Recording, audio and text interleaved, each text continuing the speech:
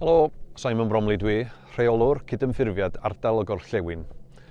Dwi hefyd yn swyddog tana yn yr awyr agored, a dwi wedi gweld gyda llygad fy hun sydd all tana yn yr awyr agored fod yn gyfrifol am dinistro miloedd o hecterau o cefn gwlad, mannau agored a chynefinoedd bywyd gwyllt.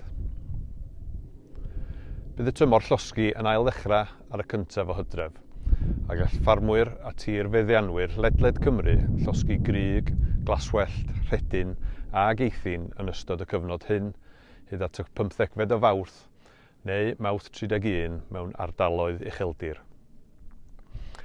Mae rheolau cyfreithiol llym ar gyfer llosgi, ac mae'n rhaid bod gennych cynllun llosgi yn ei le i sicrhau bod chi'n llosgi'n ddiogel. Rydym wedi gweld sut mae tana yn yr awyr agored yn peryglu bywydau. Bywydau ein cymunedau yn ogystal â bywydau ein diffoddwyr tân. Mae'r tana hyn yn clymu ein adnoddau pan gallai fod angen arnom mewn argyfwng arall. Ym Mawrth 2022 bydd cynnydd sylweddol ar y nifer o tanau yn yr awyr agored a fynychwyd gennym yng Ngogledd Cymru. Eithon nhw fyny 264%.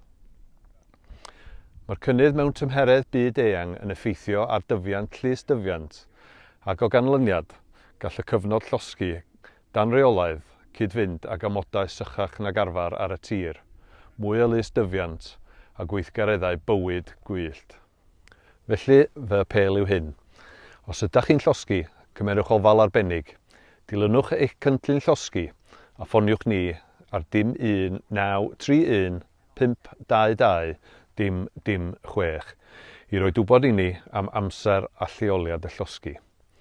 Gyda'n gilydd, gallwn helpu i atal tana yn yr awyr agored ac i ddiogelu ein cefn gwlad.